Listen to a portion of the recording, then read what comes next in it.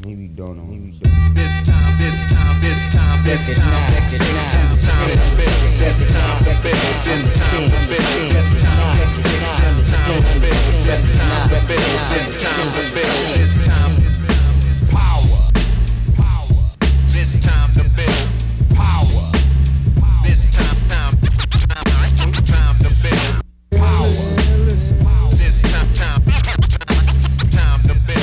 power.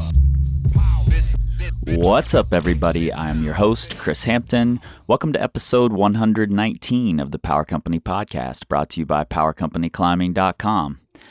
I am sitting here in Waco Tanks right now in a windstorm, small windstorm, mind you. There have been a couple that were much more ferocious in our time here. Things are really starting to click for me down here. I've spent more time, honestly, I think, on double-digit boulders in the last 3 weeks than I have in my previous 20-some years of climbing combined, and that's starting to show, getting a little more comfortable there. I'm just determined not to fall into that same pattern as most mid-40 and beyond climbers, the endurance rut. That's what I'm calling it now. Instead, I'm going to boulder harder as I get older, and I'm documenting that, albeit slowly and sporadically, on the We Scream Like Eagles podcast that the patrons get. You can check that out at patreon.com/powercompanypodcast or at the link in your show notes right there in your pocket supercomputers. I appreciate all the help we get from patrons. Frankly, they just make this thing possible. Another quick bit of news before we get going here. Nate and I will be coaching a workshop for coaches at the CWA Summit in May in Loveland, Colorado, and I'll be speaking at the summit as well, as if you don't hear enough of me already. Early bird registration for the summit lasts until January 31st, so get on it. Link is in the show notes. You can also find it at climbingwallsummit.org. That's pretty simple. Most of you are smart. You can get that on your own. Okay, this episode is something of a bonus. It wasn't in the plan for the month, and I use the word plan very lightly here.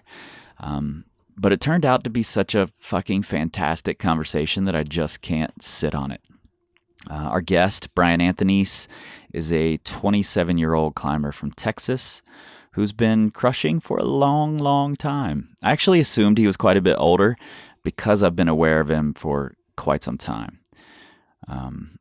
I'd call Brian a climber's climber, I guess. He's very concerned about improvement and progression and loves climbing, just the whole thing of it, but doesn't really much care if anyone knows about what he's doing. So if you don't know the name, you're not alone. Brian and I sat down here in Waco Tanks inside Starcraft, the Power Company spaceship, to discuss his epic battle with the legendary Fred Nicole testpiece, Esperanze, V14. And this interview starts off with a bit of a bombshell for someone who's been working on something for 9 years on and off. Let's get into it. Maybe don't know. You definitely have to be smart with how you apply your effort, but I would say 95% of people, 99% of people that I see, effort is where they're falling short. Power. This time to build power. This time to build power. This time to build power. Yeah, no, I had a really good last session on it, and gave it pretty much everything I had, and had my one last go that I grabbed the start holds, and I was like, okay, this is it. This is the last go I got, and everything went right. Got to the end and just didn't have anything left. Yeah. So That was today. that was today. Yeah. Yep. Yeah. And it's kind of funny. I actually just was piddling around warming up at the end, and I was just trying to think about if there was any way to go to the Waco different, just in case. Yeah. Because the heel hook beta is like, I'm not quite tall Super enough. stretchy. Yeah. But it turns out that that's actually just something that I've been telling myself for the past 9 years. Oh, really? And I tried the heel hook way, and magically it worked. Oh, fuck. And I was like, are you fucking kidding me? Are you serious? So then I got really excited. I was like, oh my God, all I got to do is get to the end one more time. Yeah. Get the heel in. And had a couple of goes where I had like foot pops that derailed them, which is pretty common. And then got one good last go, got to the end, got the heel hook in, and gave it everything I had. But I had nothing left. I was completely depleted. Yeah. Yeah, So. I'm sure. Emotionally, physically, Yeah. all of it. Yeah, man, it's been a really intense, like past 3 months and past 2 weeks. Can we go back like to beginning of this thing? Yeah, sure. I don't know the whole history of it, and I'm curious to. Partly because we all get stuck into that, like, banging our head against the wall, long-term project. And, you know, I talked to John Cardwell about biography early on in the podcast days. You know, he was one of my first episodes. Cool. But I've never talked to anyone about a really long-term boulder project. And I've never really had a long-term boulder project. And now I'm just going down that path myself. Cool. Like, I'm feeling like I want to boulder hard. I don't want to go the path of all the other like 45-year-old dudes who are deciding Maple Canyon and the Red are the only places I can climb.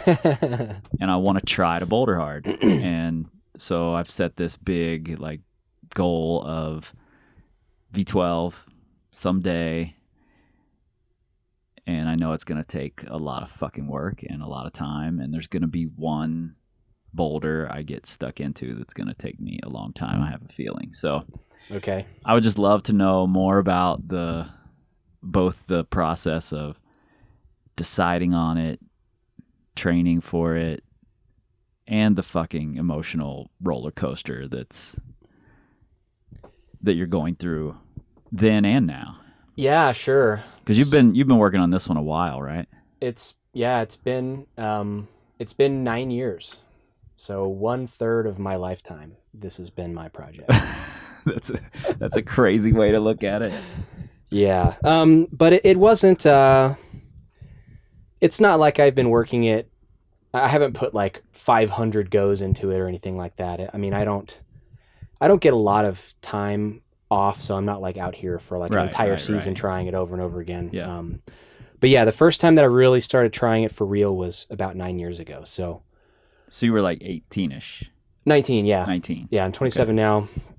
And I had just turned 19. So I guess it was that season. I had spent 2 months out here. So I was just starting college, and I took one semester off just to climb, and I had gone to Spain, and then I spent 2 months here, and I became a guide and all that. And that's the season that I kept looking back at for the past 9 years and saying like, that was the pinnacle.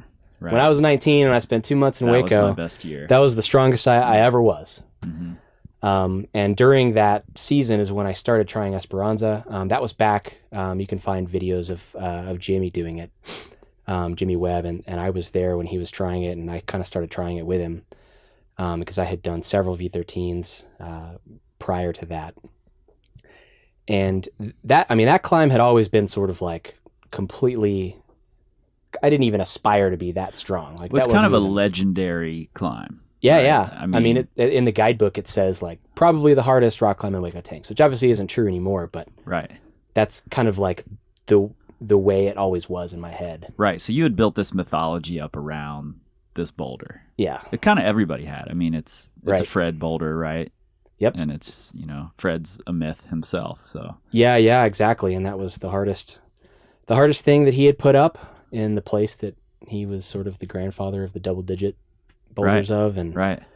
So I tried it that season and surprised myself by putting together like pretty good links. I wasn't really that close to doing it back then, but it was sort of like the very end of my season out there.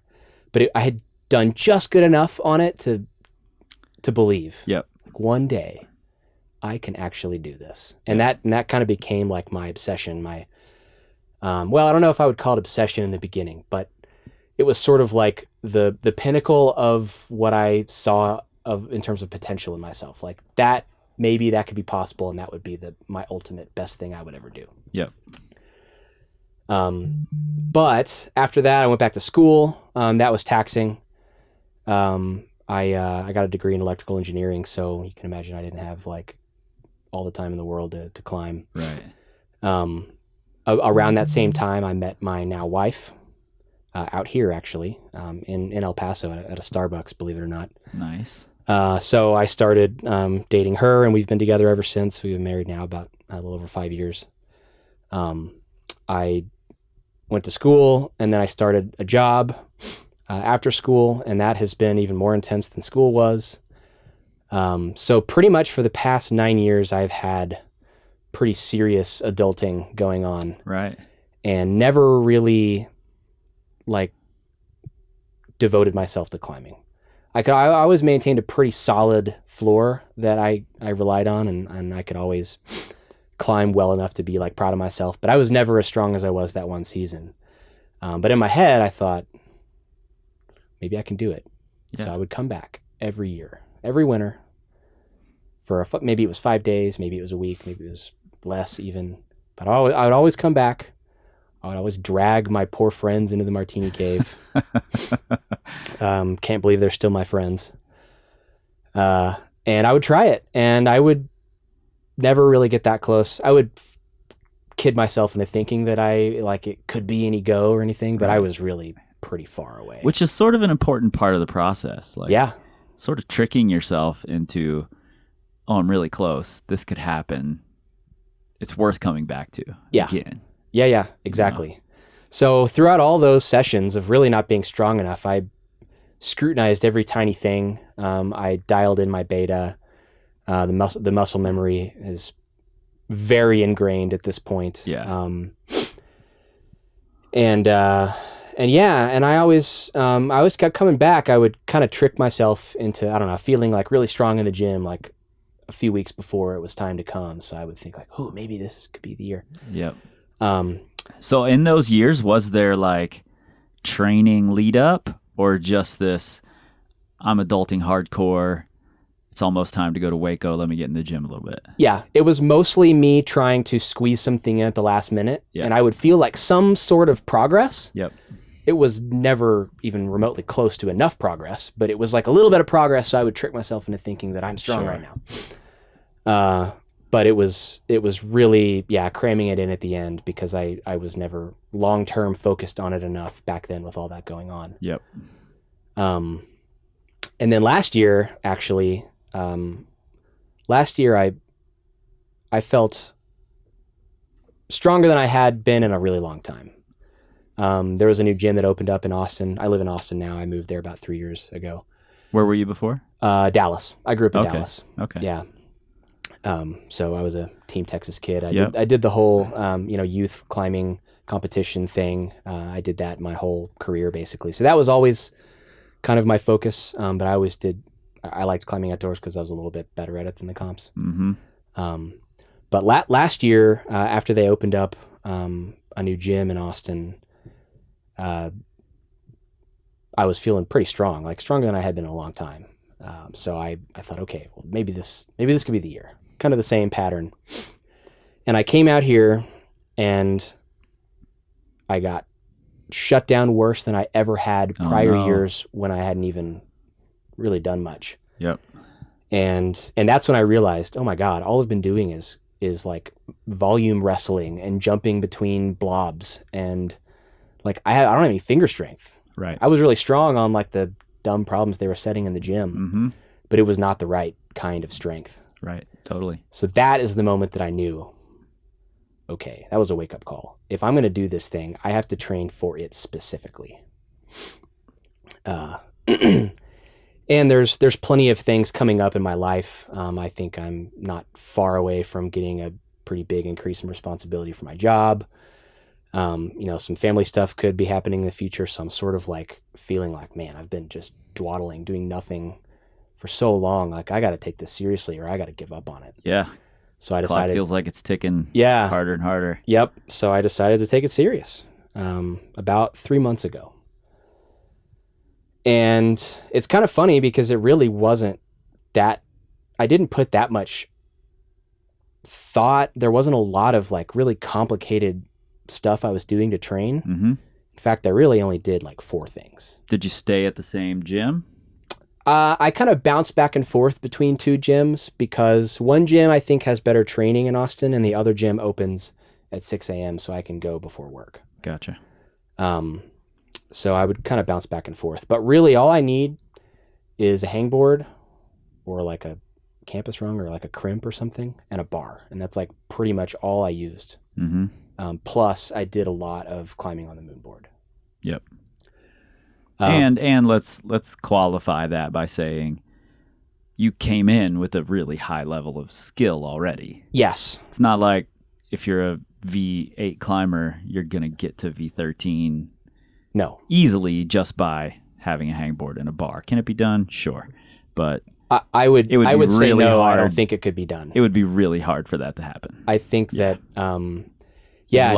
That's maybe quickly rewind back to I guess telling people I've been climbing for 19 years. Yeah.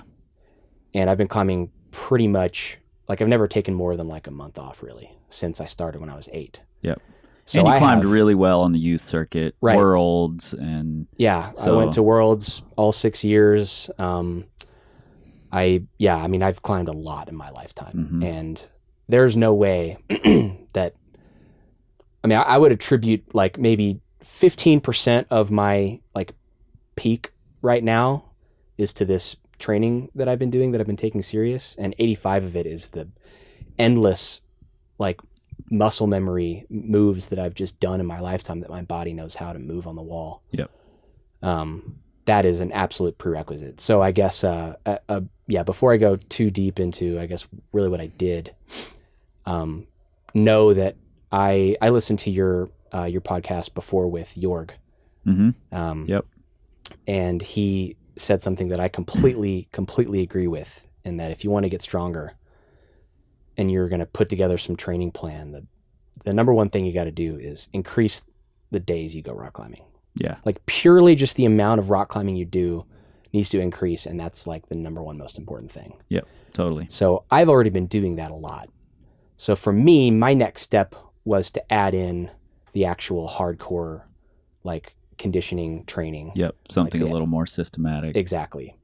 And it doesn't have to be complicated, scientific, anything, as long as it's something a little more systematic to strengthen the things that you know you need to strengthen. Yeah. And for me, it was real easy. It took me about 3 minutes to come up with my training goals for the next 3 months 3 months ago. I just said, okay, I can maybe do like a 1 arm or 2. By the time I'm done training, I want to be able to do 5. I can hold a front lever for like a second, maybe. When I get done training, I want to be able to do it for 30 seconds.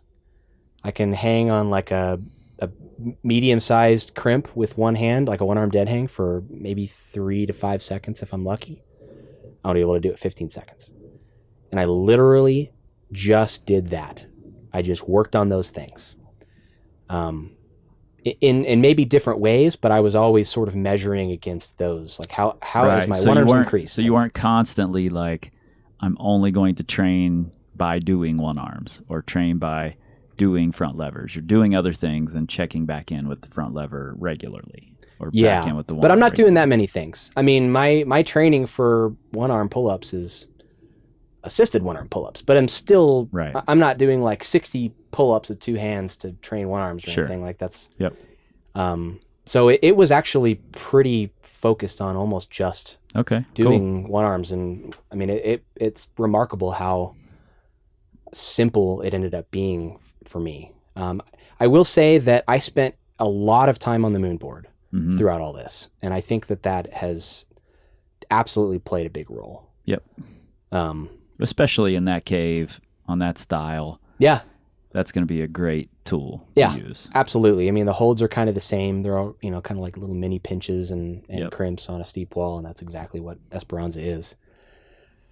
But yeah, so I mean, I probably could have done this better, but just with the way that I am and with my life, I can't tell myself, okay, every Tuesday and Thursday at 6:00, I'm going to go train. So it had more to do with whenever I had motivation or time or both, I would go to the gym. Yep. So maybe I felt like, tomorrow morning, I got a meeting, so I can't wake up early and go climbing. But the next day, I don't have any calls all day. I'm gonna go in the morning tomorrow morning. Yep. So it's kind of, I would just decide to go, but when I would go, it all came back to like those 4 things: moonboard, doing something one-arm pull-up related, something one-arm dead hang related, and something front lever related. Now, how and why did you choose those 4 things? Sure. So the one-arm dead hangs has always been my go-to finger strength exercise. That was the clear and obvious thing I needed. So that was a really easy way to kind of measure what progress I'm having. And I've always just, throughout my years of training, that ended up being how I found myself improving the fastest. So that was an easy one. Front levers, also an easy one. This is a roof. Yep. I knew that there's not a lot keeping you from swinging away from the wall when you do the bone move. Yep. There's no tricks you can really play there, so you just have to be slow and controlled. Yep. You've just got small feet. Yeah. Stretched out. Yep. So I figured that those would help. I also knew that sometimes, like some seasons when I would come to Esperanze, I would be able to do the crossover move to the ear with my feet staying on, and some seasons they would come off, and I would have to hold this like heinous rip. Yep. So I knew that was also another move that the front levers were going to help, because that's exactly what that position is on that move. Yep. And you wanted to keep your feet on. Yeah. Yep. And then the one arms, I just wanted to be able to feel light and snappy on the wall. So I just added that to the mix. I always kind of used that as a stepping stone. So yeah, but I mean, literally that's all I did. I didn't really, I mean, I would maybe do negatives, or I would use like a band to assist take some weight off to do one arms, but I would do something that was definitely one arm related, and I would just do that. Yeah. Quick question. And I'm asking this because the other day, Annalisa and you and I were walking up the chains, and Annalisa said, "You look like you weigh nothing while you're climbing." And you just said, I'm doing these one arms because I want to feel light.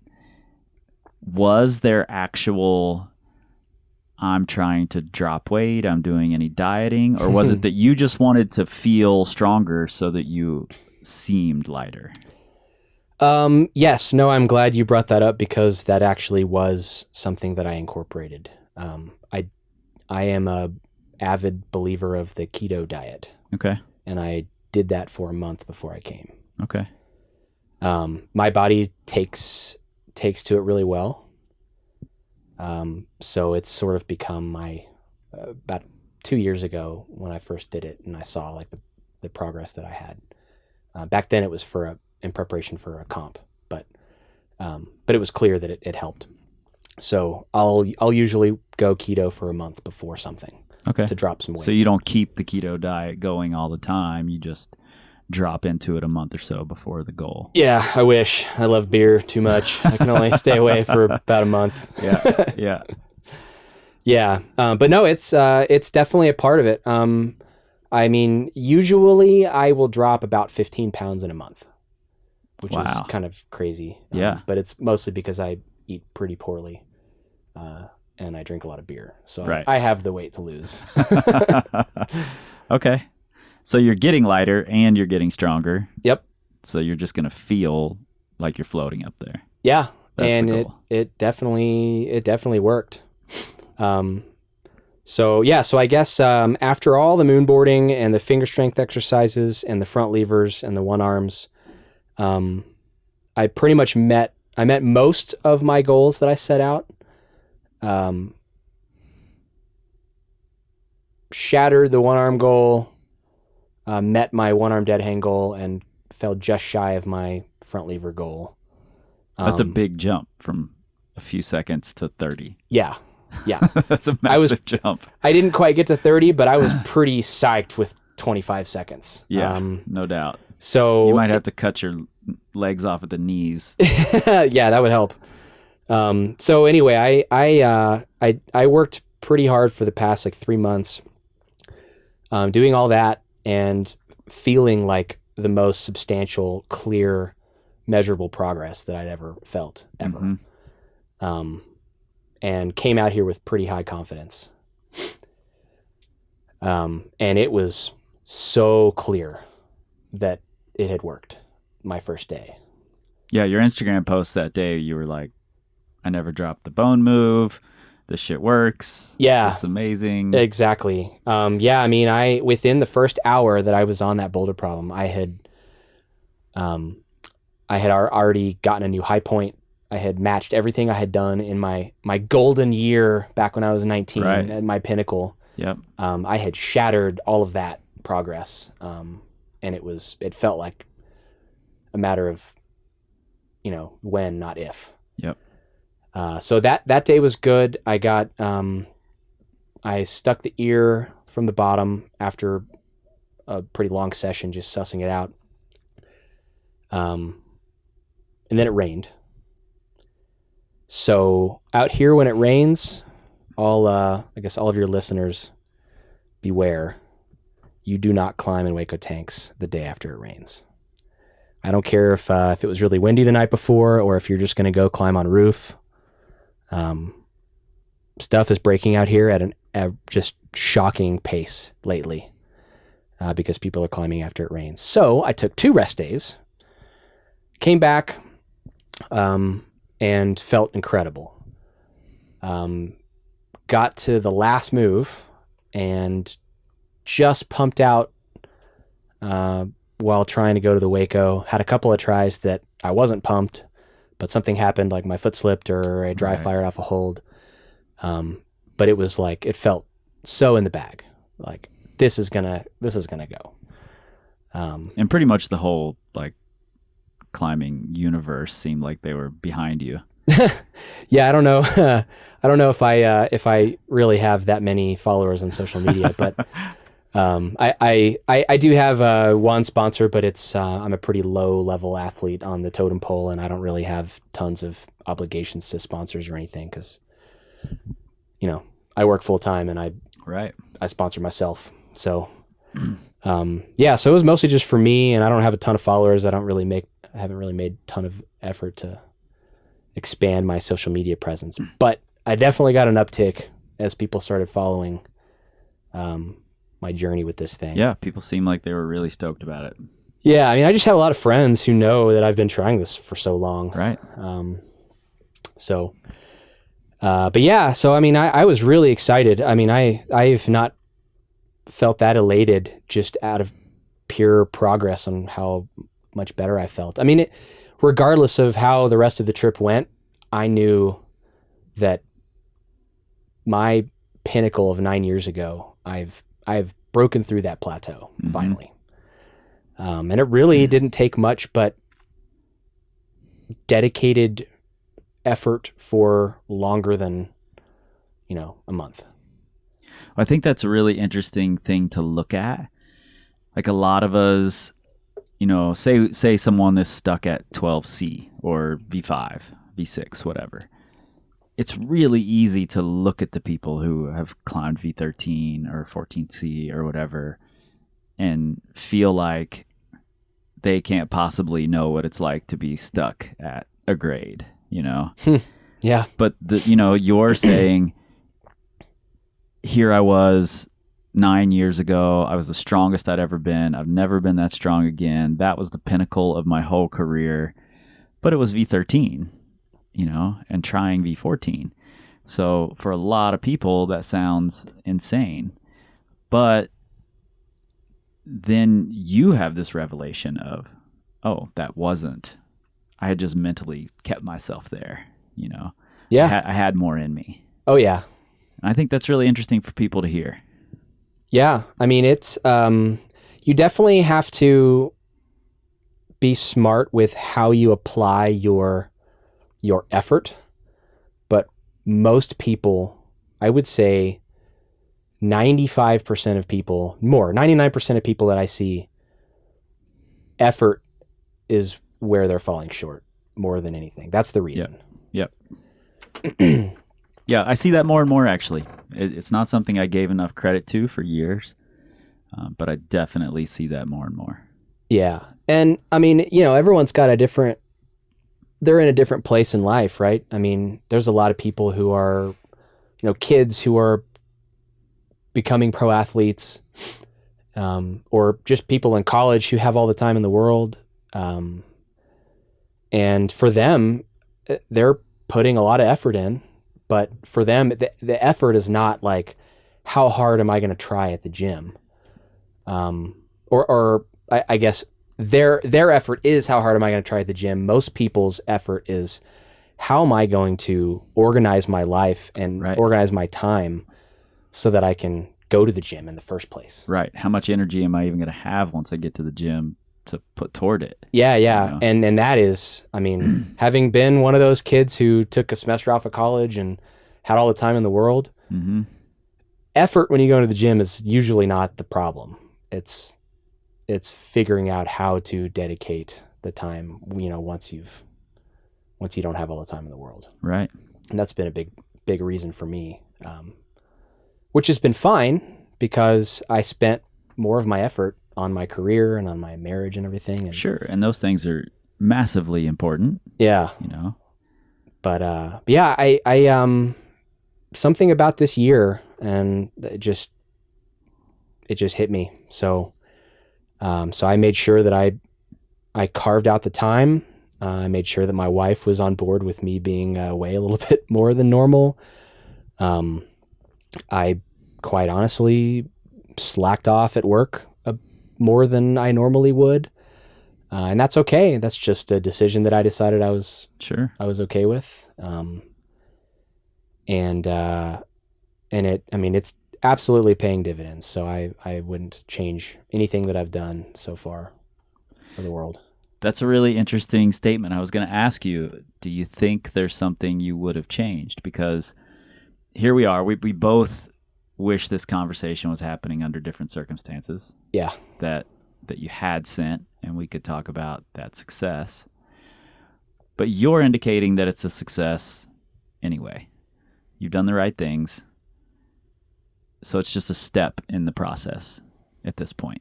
Yeah. It's not the finish of the process, which you thought it was going to be. It ended up just being another step. Yeah. I mean, just like my motivation while I was training to keep going was these artificial goals that I had set for myself, and I met two, fell short of another. I'm realizing now that Esperanze is another artificial goal that's sort of a measure of progress, but and I have definitely gone back and forth and had lots of frustrated moments. I've kind of had a chance to pull my thoughts together, but no matter if I had done it or not done it, the progress is so clear. Yeah. I mean, it was the reason that I had the motivation to train so hard. I owe that boulder problem everything. And it gave me exactly what I needed, which was the psych and the motivation to put forth the effort, which I did. And regardless of if I sent it or not, I am in the best shape I've ever been in my whole life. And it was directly because of all the hard work. So I'm sure that I will come back and do that boulder problem. I'm not going to let it slip away. But I absolutely consider this a success. Totally. I completely agree with that. And I'm glad to hear you say it, because like last night when you posted on Instagram the video of you hitting the jug, hitting the Waco, and then swinging out from it, I like typed up a response, and then I was like, should I even send this? You know, and I put the face palm on there, and I was like, no, I shouldn't face palm. You know, I don't know. I promise I was doing it enough to myself already. I was like, I don't know how he feels about this, so I don't know if I should respond. Because a lot of people would just walk away completely dejected. Like I've put this much of my time, this much of my life I've dedicated to this thing that now I haven't done, and see that as a total failure instead of seeing it as, oh, I made a lot of progress. I'm not quite there yet, and I can get there, and I will be there, but I didn't have to be there at this time when I expected to be. Yeah. And I think, I mean, I went through several phases where I definitely felt that way. Sure. I don't know how you couldn't. But yesterday I sort of finally decided that I was going to be okay with whatever happened, which took a lot of pressure off and allowed me to sort of move forward a little bit. And I had a great day of efforts today that I think wouldn't have been as good had I had all the pressure. But yeah, it's definitely a bummer, but again, the more I think about it, the more I'm just so insanely proud of the work that I did. Fuck yeah. And the other thing too is it's not even really like I'm not there yet. I'm there. Mm-hmm. I feel like I had several attempts that would have been the go. Yep. Had I not had something go wrong with the attempt. Anything could go wrong anywhere on that climb for me. Sure. Yeah. And I just got, unlucky. A few attempts. I maybe didn't quite manage my time appropriately to have all the energy I needed. There were a couple of days of trying it where I realized, oh crap! Like I didn't have enough in my tank at all to do it today, right? And I just used it up anyway. Yep. So I obviously will probably train some power endurance because that's like the one thing I didn't really train, and that's exactly why I'm falling off because I pump out at the end. But I am 100% sure that I am capable of the rock climb right now with the work that I did. So it's a bummer that it didn't go. But again, I'm really proud that I was able to get my, ability and my strength to where it needed to be to put myself in a position to climb it. Yeah, totally. It's been really fun to watch it.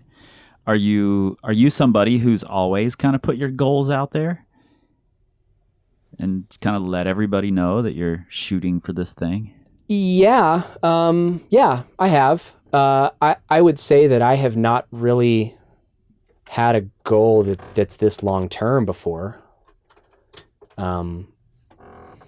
I've had like a couple of times where I decided I was going to compete at bouldering nationals or whatever. Right. And I would tell people that I was going to compete, and I would train for it. And I did, pretty well at the last one that I went to. But this is the first one that was this long term. And for me, it felt this grand, and really that this is the one that has meant the most to me. Yeah. Because I've never had anything that really snapped me out of my life to put forth effort 3 months in advance. I'm very much a procrastinator, right? Mm-hmm. So like doing that, the fact that I started 3 months ago is an indicator of how much this will mean to me when I do it and how much it's meant to me so far. Yeah. This is a strange question. I'm not even exactly sure how to word it, but something you just said kind of popped this into my brain. What do you think, or how much effort do you think you would have put in had it not been for the fact that the place where you hit a plateau was at a really high level. Do you think if you had hit a plateau earlier, like at V10, would you have put in more effort sooner? Or do you think it was just a matter of, Well, so that's how life fell out? Yeah, it's a little of everything. I mean, I will say that I did plateau at V10. Okay. I climbed V10 when I was 13, and I didn't climb harder than that until I was like maybe 16. So that was a 3-year plateau, and I was climbing hard the whole time, and I just couldn't break through it. But I was a kid, and comps were kind of more of the focus back then. And I think that, hitting that V13 level and having done several of them when you're 19 years old, it's really easy to allow, and maybe this isn't the case with you, but at that point, it seems like it would be really easy to allow yourself to say, like you did, I've reached my pinnacle. Yeah, well, that exactly. Because it's such a high level. I mean, it's really easy to be content when you can climb most any boulder problem at an area you go to. Mm-hmm. You can climb pretty much any boulder problem that they set in the gym within a few tries. Yep.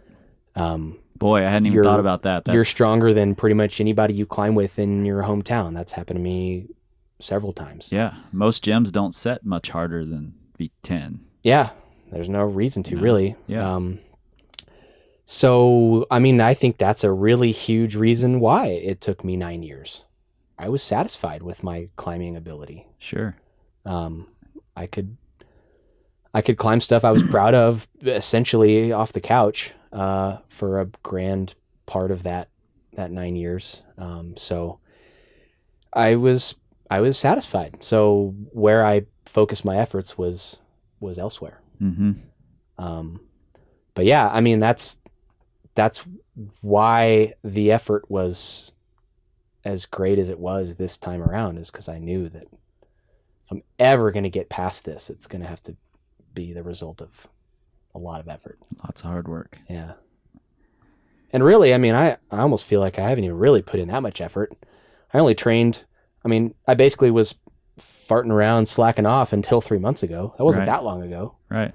I'm not like a new person or anything. I still have more to do. I'll probably continue training. So, maybe there's more to be gained here, and there's more effort to put in. And I'm not even sure I really put in like everything I possibly could have.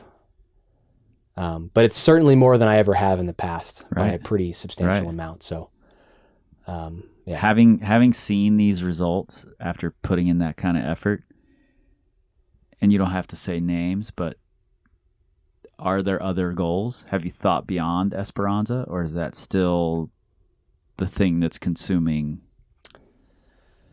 You know what I find myself thinking about the most is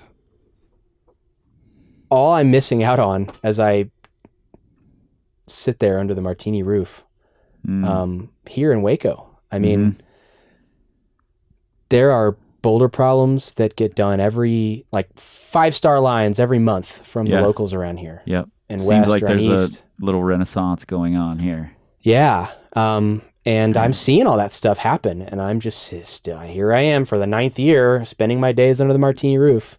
Right. So I don't know if my aspirations are harder rock climbs. Yep. I'm kind of ready for it to be over with. Mm-hmm. But I'm sure that there will be something that will catch my eye. There's a route in Austin that I'm pretty excited to go try with all my new power that Cody Roth put up about a year or two ago. It's a variation to a route that the Austin legend Rapesh did called I, Me, Mine. Yeah. I talked to Cody about this on the podcast. Oh, okay. I haven't listened to that podcast. Right after he did it, I was headed to Austin. So okay, I cool. hit him up and talked to him. Yeah, so that I'm not sure if he had settled on what he thought the grade probably was. Not that it really matters, but It's probably 515, but very short and bouldery. So it's really more than anything. It's like probably a V12 into a V13, which is incredible that he did that. But I have done I've done all the moves on that route. And it's steep and crimpy, kind of like Esperanze is. So I would like to try that. Yeah. That's something that's in my head. But yeah, I think I'm just so emotionally drained from this that I just want it to be over. Yeah, I can't blame you at all. I know how these long campaigns can go, and I think in a lot of ways it's easier to have a long campaign on a long sport route.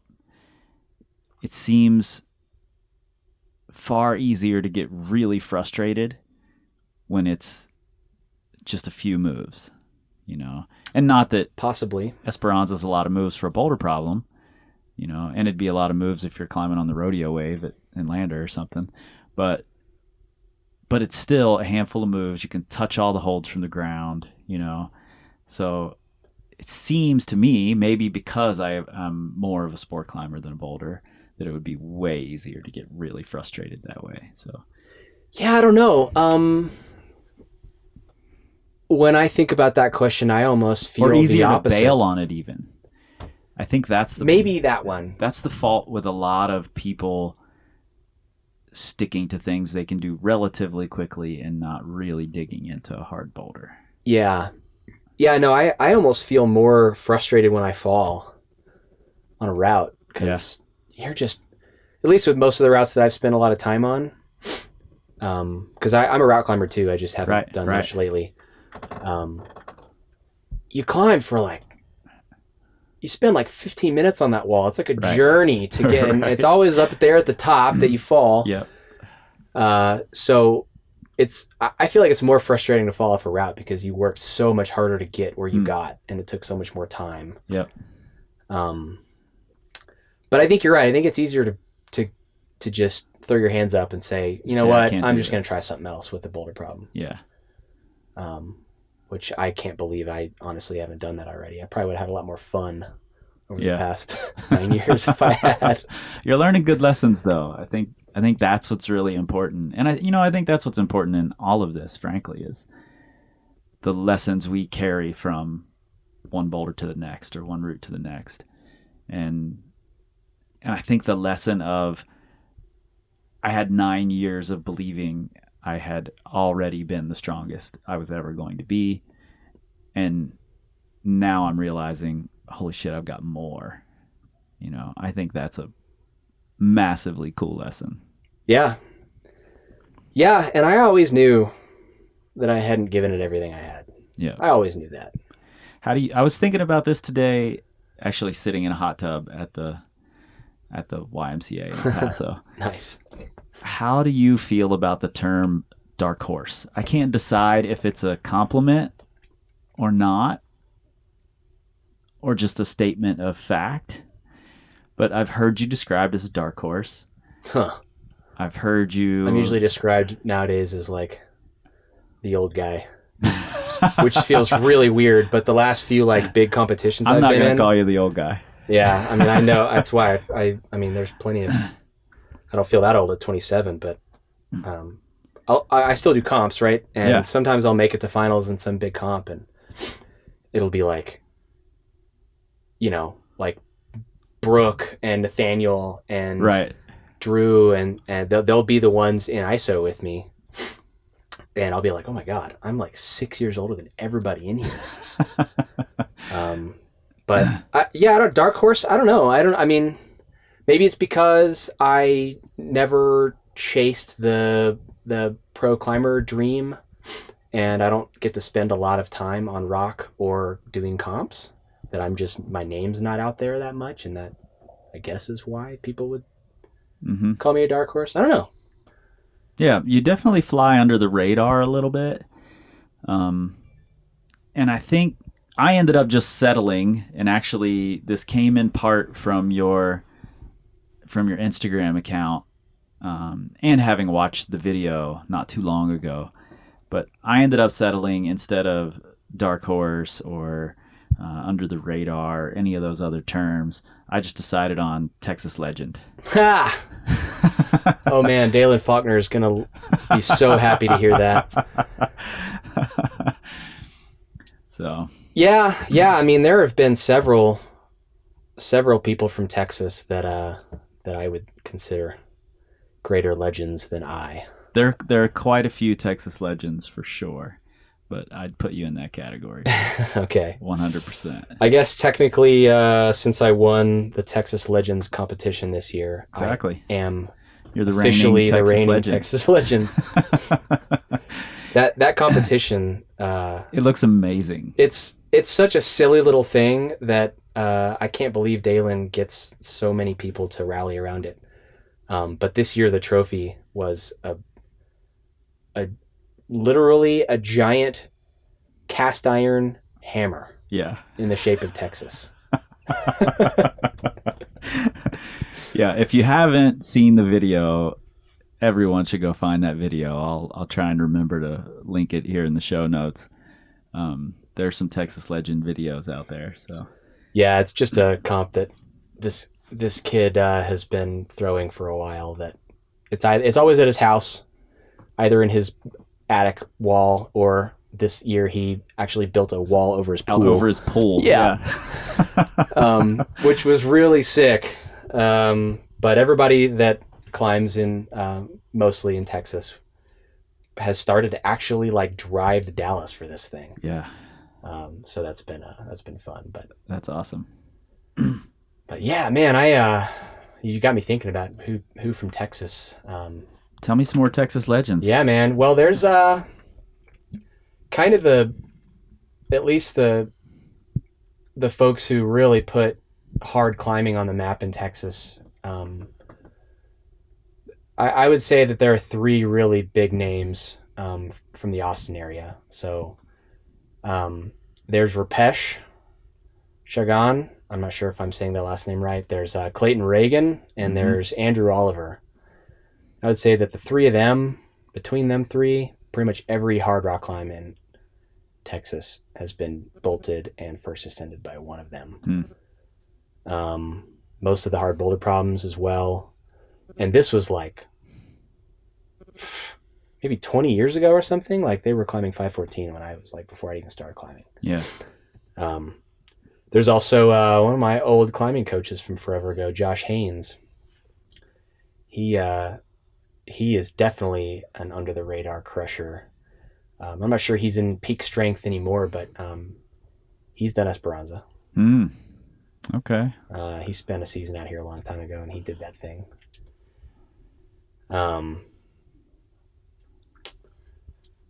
Daniel Woods, he's originally from Dallas. He's a Texas guy. Yeah. Puccio. I'm not sure he would credit himself as being from Texas, since he lived most of his life in Colorado. But Yep. Texas definitely produces some crushers. Team Texas especially yeah, has produced a lot of crushers over the years. a lot of comp crushers. And it's really cool for me. I used to MC comps, and for some reason, I don't know the politics of it, but Team Texas used to have to come to Cincinnati for divisionals, I think. Yeah, And I remember those days. And I MC'd a lot of those comps in Cincinnati. And so I remember, watching Future and watching the Puccios all come up. And, Yeah. A lot of these comp kids and a lot of the comp kids in Cincinnati and everywhere else, a lot of them have kind of dropped out of climbing or off the radar entirely. And we just don't know that they're still climbing. So it's cool to see somebody who came up in that comp circuit really dedicating themselves to, I want to do this thing outside, rather than I'm going to come up through the comp circuit, get this strong as a comp kid, and then let it fizzle out after that. Yeah, that's I've seen that happen over and over again. I used to coach for Team Texas, so I've seen a lot of kids that had a lot of potential that go to college and just sort of fizzle out. It happens a lot. I think with a lot of them, it's mostly because, they've grown up with climbing their whole life, and it's sort of just like always been the way they've lived their life. Practice is on Tuesday and Thursday. Sure. At this time. Yep. And they just go, and that's their routine. And every bit of free time they spend climbing. Yeah. And the second they go to college and they have to live their own life and make their own decisions, and there's no like world-class team with coaches telling them exactly how to train, they get overwhelmed with everything that they have to do, and sure. And then it's totally fine to find other things you're absolutely stoked on and want to move on to, and totally absolutely. But yeah, a lot of people will become more frustrated because they can't be at that same top shape with all this other stuff going on, which comes back to my point of that's really like the hardest part, I think, is organizing your life to have the time in the first place. But I think for the difference with me, I think is I really prioritized climbing outside when I was younger. I wasn't always on Team Texas. I spent a good amount of time on Team Texas, and I kind of bounced around teams in Dallas. My dad took me climbing a good bit. And I carved out time to go on trips myself with buddies of mine. And climbing outside was a big part of why I loved climbing. And a lot of people now, it's sort of like their little escape from training for comps. Yeah. Did you have like mentors bringing you up or influencing you in the gym back then? Because Dallas is not an epicenter for outdoor climbing. Yeah. No. Did you have people who were like, "Oh, you should go outside. That's where the cool stuff is," or? That's a good question. I'm not sure that was ever like the clear message from them. Okay. But yes, I had several mentors, several climbing coaches.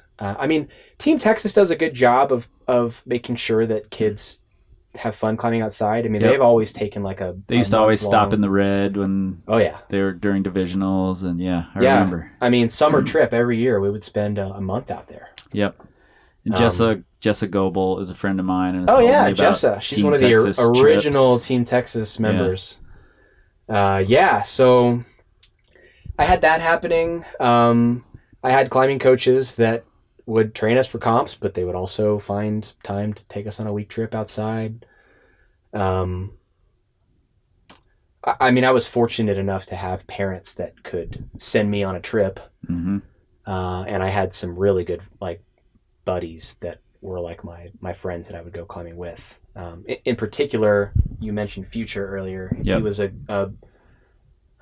big influence on me early on. We took some trips together, and then really the guy that I got the strongest climbing with was Ryan Sewell. Okay. Yep. So Ryan Sewell used to live in Dallas, and we climbed together at some really horrible tiny gym. And that is like probably the most fun I ever had and the strongest I ever got. And we would go on trips together. He was fortunate enough to have parents that could send him on trips too. Yep. But yeah, it was just always part of it.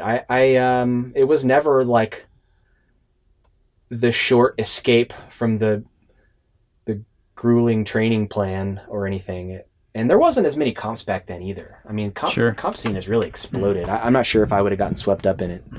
Yeah, how do you feel about, being one of those kids who was prioritizing outdoor climbing? How do you feel about this current sort of delineation between the two? It seems like it's getting more and more toward, if you're going to be a comp climber, you should be focusing on comps versus outdoor climbing. Especially, I'm just thinking of today's Alex Puccio announcement that she's not going to try for the Olympics. She's going to focus on outdoor climbing.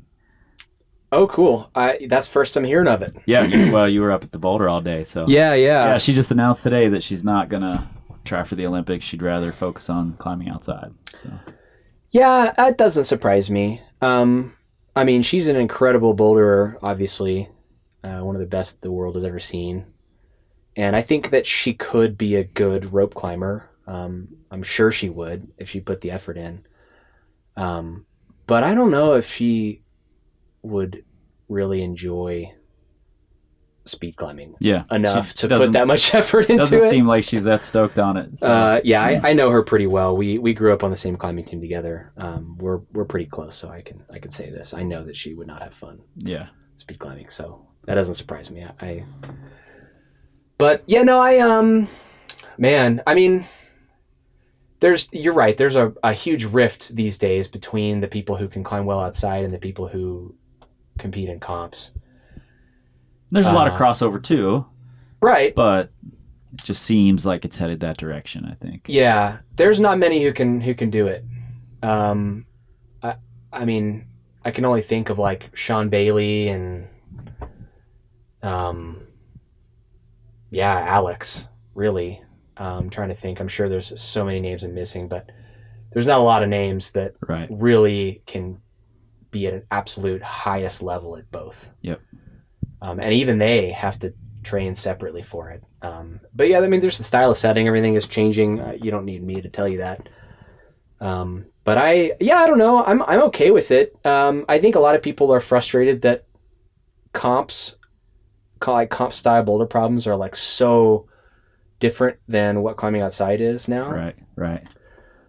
But if climbing is going to go big time, which I think it should, and I would love to see more money in the sport, that's the way it's got to be. Sure. So I'm okay with it. Yeah, I'm just picking my poison. But you got to train different. You have to really be something special. I mean, genetically, to be able to do both.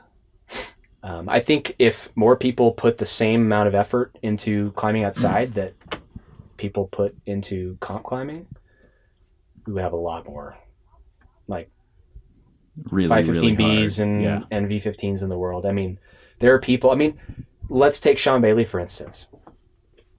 That guy trains like harder than I've ever seen anybody train, and he's also incredibly gifted genetically.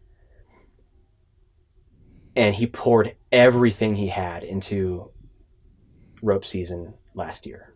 Yep. And I don't off the top of my head know what his results were, but I know that he was not satisfied, and I'm not even sure he made finals at a World Cup more than. I'm not even sure he made it once. Maybe definitely not more than a couple of times. Mm-hmm. So that was the output of all his training, was a season where he didn't accomplish really what he wanted to do. Right. If you can like imagine if that equal amount of effort went into only focusing on outdoor climbing, it's not that many people who do that. And I mean, frankly, there's not as many people watching or caring. There's not as much money to be made by everybody for when somebody climbs something really hard. Yep. Totally. Unless you have like a video crew and you make a movie out of it, but that's pretty few and far between. Yep. So that's just the way it is. If you want to be a pro climber, you got to be a comp climber. Yep. Unless you're Adam Ondra and Dave Graham. Yeah, I mean, I think it's cool. I like watching it. It's fun to watch, and I don't need it to look like outdoor climbing personally. You know, I think it's fun, and I think they're just different pursuits at this point. It's really cool, and I can see someone do both really well. But I also like watching Miho Nanaka, and you know, I enjoy watching comp climbers who are just really good at comp climbing. I don't care what they climb outside; it doesn't matter to me. Yeah. You know? So I was just curious what your take on it was, since you came up in that scene when it was a different thing, and you know, focused on the outside now. So. Yeah, no, I think it's headed in the right direction. I mean, even though you're a Texas legend, right? Reigning Texas legend. I think it's headed in the right direction. There's obviously going to be things that are different, and people are going to be frustrated that it's different along the way. But the day that Alex Pucci doesn't have to pay her own way to go compete at all the World Cups, that's going to be a good day. Yep. When, you know, our best actually can make enough money to support themselves. Yep, totally. That's why I have a full-time job. Mm-hmm. Yeah. Well, man, I appreciate you taking the time to sit down, especially under the circumstances, and being willing to say, yeah, I'm going to sit down and talk to you no matter what happens. Because it'd be really easy to just say, I don't want to talk about it, you know? But I think you're learning the best lessons from it, and I have zero doubt that you'll be back and you'll tick this thing off and then go climb on all the new things you want to. Yeah, man.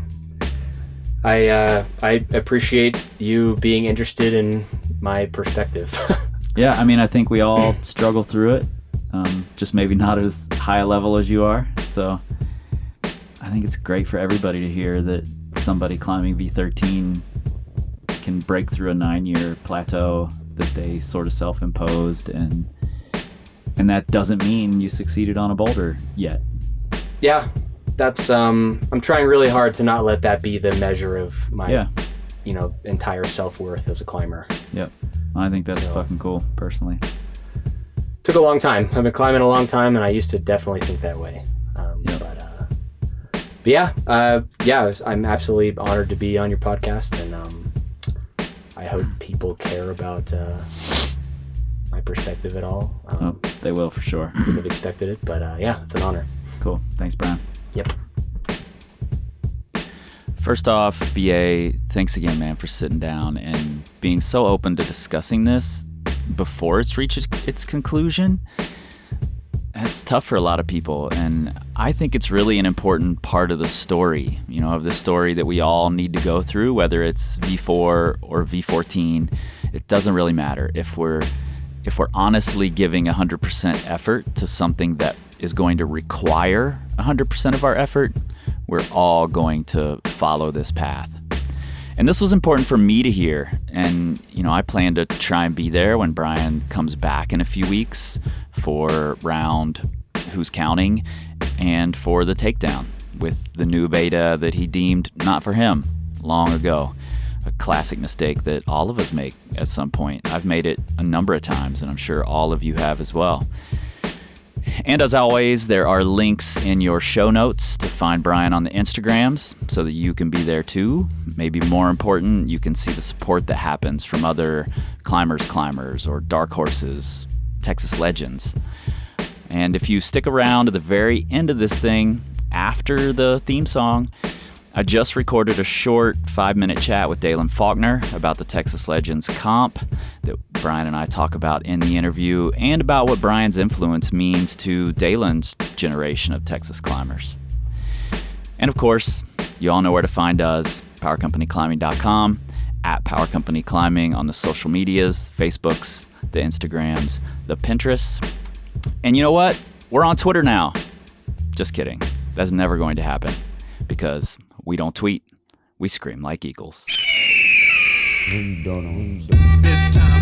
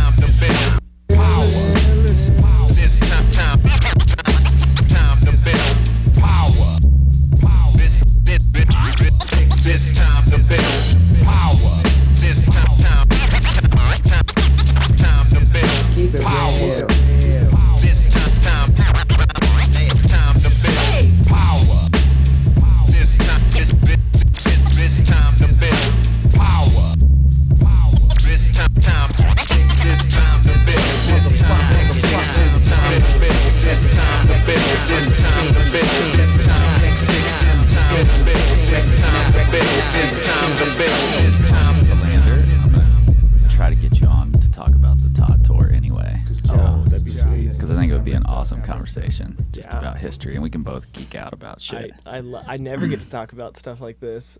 Yeah. Nobody wants to listen to me for that long. People will. It'll be awesome.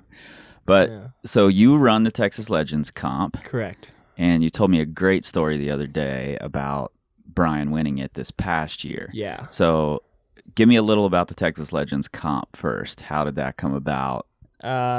Just the history of it. Like, basically 5 years ago, I just wanted to, I have a pretty great woody above my parents' garage. Yep. And I've kind of poured it's the never ending project, just make it better, you know. Of Just, course. like, Yeah. yeah, kind of We all obsess. Yeah, scheme over holds and just like try and always improve it. And then I started putting on this like little event for like all these kind of crushers in the Dallas scene, because there was like kind of this golden era where there was like 10 to 15 of us that were all super motivated and kind of similar abilities, and Brian was kind of leading the whole charge of that. Right. We all kind of like looked up to him to be like, what do we do next? And he's like, go to this.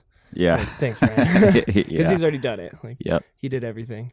So yeah, the first year I hosted it, Brian won, like clean slate, beat everybody, like our strongest guys in Dallas by, you know, quite a bit. Yep. And at that time, it was in the woody above your garage. And like it in the stayed like attic. that for the next 3 years, which my buddy Tanner, who you should definitely look into interviewing next. Okay. Tanner is a whole case. Do the dark horse circuit. Yeah, so Tanner won the next 3 years. He's like a V13 climber that nobody's ever heard of. Yep. He's like now the grip champion of like the world. Oh, sick. And so it's like Brian just like couldn't compete with this guy that could hang on to anything. And Right. my woody is primarily 45. Yep. So it's like kind of steep and thuggy. Like no matter how I set it, it just kind of always ends up being that way. And it really catered to Tanner. And, you know, BA wanted to win. He was trying hard to win. And Right. just, like never could. And then this year, I built this like 15-degree wall over my parents' swimming pool. Because your dad was worried that the garage wouldn't Yeah. support it anymore. Yeah, we had so many people sardined into our attic that my dad was like, I don't think my roof is supposed to hold that, you know? Like, we're going to like have like the most catastrophic climbing incident like Yeah. ever, and it's Yeah. all going to be my fault. So I was like, all You're right. gonna kill all the Dallas Crushers in one foul swoop. Yeah, so I thought the safer way to do it now would be to build a wall over a pool. So, yeah, which I don't think I can do that again. I'm just pushing too many buttons with my parents. They never approved it, but they never said no to the idea. And then one morning they woke up and There's was just already, a wall. It was already like 50% built. We had just raged it all night because it was like the summer and it was hot, and so That's hilarious. So we got it done, and then they were like upset because it kind of turned out so well. Like it looked so well that Right. they couldn't really be that mad. Right, right. Yeah. And so that style, the format this year was for a Seco block, but I didn't want to race like the Utah Seco block Right. because, you know, not to hate on that event, it's like a stellar event, but it can kind of get a little redundant just seeing people run Yep. the same laps, and the guys were just like 13 to minus, and like they got it dialed and it's easy. Right. So I was like, how do I make my Seco block kind of different? And I decided on this format I dubbed the soft second go format. So Okay. it was a flashing event, but throughout all the rounds, all 5 rounds, you get 1 mulligan for a soft second go. Oh. And so you have to be a little strategic, like how you use it, because like you could use it early in the rounds, but then you only get flash attempts for the rest of the comp. Right.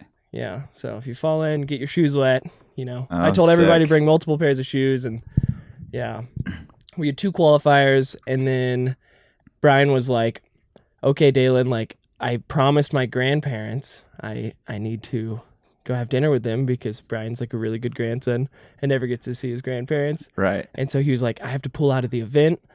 And so I was like, dang, that's a total bummer. And he left. But then there was like this crazy storm that came in with like 70 mile per hour like gusts, and like everything got flipped over. That didn't like, blow your wall down. no, the wall stayed true. That was like the true final test.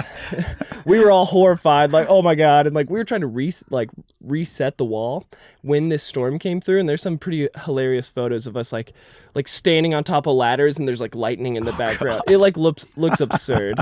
It was like super dangerous. And so we like kind of got out of there. But like so much trash like flew into the pool, grills like flipped over. We had this like 60-foot slip and slide, and it like just flew all the way like into this field. People had to go like retrieve it. Yeah, so that was pretty great. And then so that delayed us for about an hour. Do you think BA had anything to do with the storm? Oh, definitely. Yeah. He was doing some voodoo magic Yeah, I think so. because it was right as he left, like kind of shit hit the fan. Yeah. And so we were like, wow, that was crazy. Yeah, there's some secret powers there we don't know about. And he was able to go have dinner with his grandparents, and then right as he came back, the show kind of went on. Yep. And he just like bam, bam, bam, Crushed everything. Yeah, we had a round of top 16, and then it went to top 8, and then top 4 for like the finals route. and BA led the pack through each group. Nice. It was impressive. And that morning, I didn't even know he was competing until that morning when he said, "Dalen, I just saw the trophy you made. I'm flying from Mexico City right now." The Texas-shaped hammer. Did you see that? Yeah. Yeah. So my one of my best friends in Dallas is a blacksmith, and I told him about this. I was like, "I need a trophy," and he was like, "I'm on it." And he found this like super like amazing metal that weighs like 25 pounds, and it's like the shape of Texas by about 6 inches. And Yeah. yeah. But oh man, It's in the video, right? yeah. He like holds it up and stuff. Yeah, that's what I thought. I thought that's where I'd seen it. Beast of a sledgehammer. Yeah, and we'll link to the video in the show notes so everybody listening can, can watch the video. Yeah, It's amazing. my buddy Brendan, he's another Texas guy. He made a pretty great little edit. Yeah, Of just like 2.5 minutes of kind of just like stuff being thrown at you. awesome.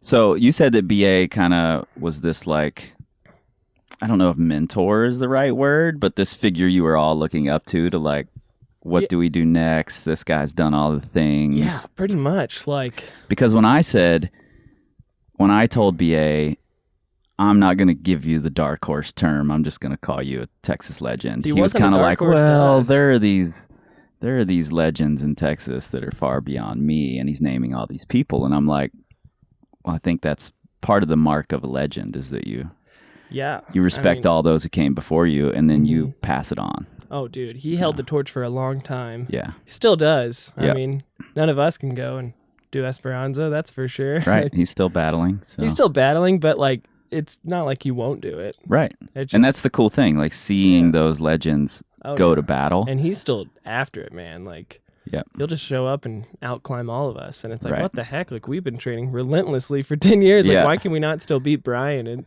it bugs some of the kids. It's great. But, I mean, it's all pretty motivating. Yeah. Yeah. For sport climbing and stuff, like, he was like the young guy out there kind of sitting on these like wild sport climbs and Right. going to youth worlds like pretty consistently. Yep.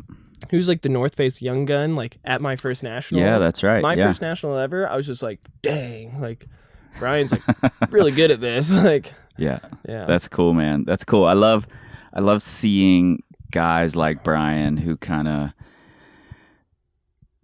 again, the word mentor just pops up, but become this figure Mentor is in, a great word. yeah, Yeah. become a mentor to this specific subset of the culture, you know, like all these Texas kids looking up to people like that. Yeah. And Texas turns out some fucking crushers, Oh, man. yeah. So Time and time again. there's something going on there. I don't know. Maybe it's his voodoo magic, but you know, yeah. whatever Just it is, good, it's working. good mentors and like accessible like training facilities, I guess. And Yep. because like, you know, living in Dallas, like we had to drive 7 hours to Arkansas or 9 hours to Waco, and so it just like wasn't super accessible as like Right. kids. Right. And so typically it would be like, all right, the way we're gonna do it is we're gonna train our faces off, and then when you go out, just try as hard as you can. Yep. And like a lot of people nowadays I see just have this projecting mentality where they just want to whittle something down until it like comes easy to them, Yep. and they don't know how to try hard anymore. Mm-hmm. And so Brian was like, no, you can do anything if you just try really hard. And we were like, That's funny. The quote I chose for the beginning of this episode, which you haven't heard yet, is Brian talking about how most people just aren't giving enough effort. ha, that's hilarious. So- good so it's mentor. cool that you that's exactly pulled that like lesson what's from it. ingrained into me. Yeah, Yeah. totally. Awesome, man. Well, I appreciate you taking some time, sitting down for a second. Yeah, this was great. I'm going to let you get back to the Todd Skinner tour. You're headed out to Walking Spanish today. Yeah, we are. Awesome. That Paul Piano that route. is one of the most beautiful lines Yeah. I've ever seen. Looks amazing. Yeah. When you come to Lander, let's definitely sit down, talk about the Todd Skinner tour. That'd be awesome. cool. Thanks, Psyched. Dalen.